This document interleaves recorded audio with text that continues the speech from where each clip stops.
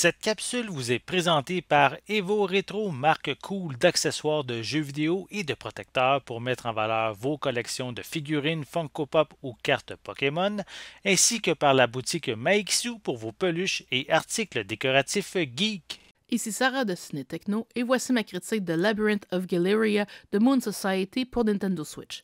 Le jeu est développé par Nippon Ichi Software et est publié par NIS America. On le retrouve aussi sur PS4, PS5 et PC et il sera disponible à compter du 14 février 2023. Cette critique peut contenir des divulgateurs. En 2016 sortait le premier RPG d'exploration de donjons de NIS, Labyrinth of Refrain, avec une sortie occidentale en 2018.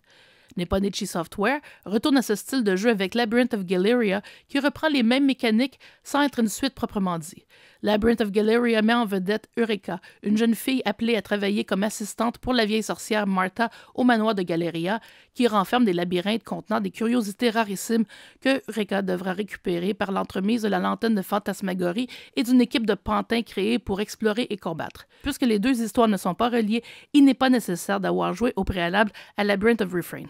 Tout comme dans le premier jeu, on peut acquérir de nouveaux pouvoirs ou modifier la difficulté du jeu en signant des pétitions auprès de la sorcière en échange de points de mana, une des deux devises utilisées dans le jeu. Il est possible de créer plusieurs groupes de pantins que l'on peut même regrouper dans notre équipe pour la rendre encore plus forte. Takehito Harada, mieux connu pour la série Disgaea, signe ici une fois de plus le design des personnages à la patte bien reconnaissable. Les ennemis se présentent sous forme d'une sphère qui se promène sur la carte. Ceux de couleur violette représentent de puissants ennemis qu'on peut heureusement éviter avec un peu de stratégie et l'aide d'un pouvoir spécial.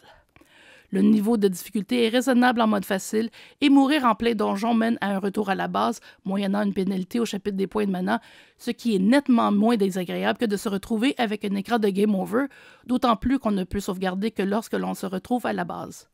Tout comme dans un Metroidvania, certaines sections des donjons ne deviennent accessibles que plus tard en cours de partie, après avoir obtenu certains pouvoirs comme celui de sauter sur de longues distances. Contrairement à la plupart des jeux de rôle qui se terminent au générique de fin en donnant accès à une option New Game Plus avec le jeu initial, Labyrinth of Galeria innove en divisant le jeu en deux sections d'une quarantaine d'heures chacune. C'est que ce qu'on croit être l'histoire principale n'est que la première partie. Pour accéder à la suite, il faut terminer toutes les quêtes disponibles et recueillir toutes les curiosités, puis s'adresser à un étrange personnage accessible dans un des donjons en fin de partie.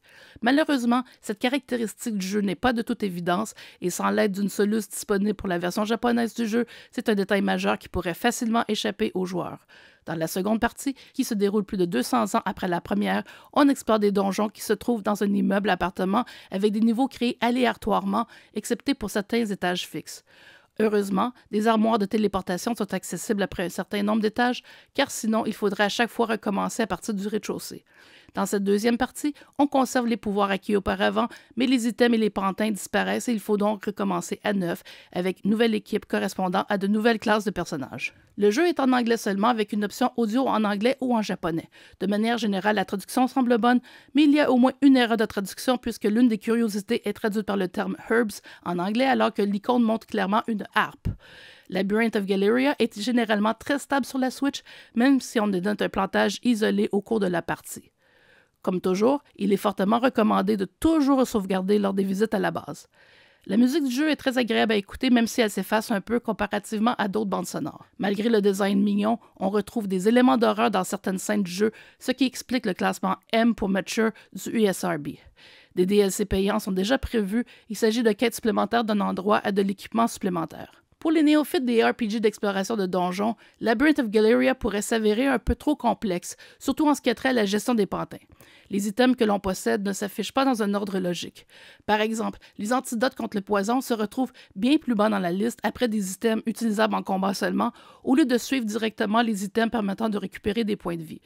On regrette un peu l'absence d'options d'avancement automatique sur la carte, comme l'on retrouve dans d'autres jeux de ce genre, mais compte tenu de la structure rapidement complexe des donjons, comme la présence de zones sous-marines, cette fonction n'aurait pas été si utile au final. Les amateurs de Dungeon RPG seront tout de même comblés par Labyrinth of Galeria, qui offre une excellente durée de jeu à un prix très raisonnable. Malgré quelques petites imperfections, ils ne seront pas déçus. Labyrinth of Galeria de Moon Society pour Switch obtient la note de 9 sur 10. Merci d'avoir été à l'écoute.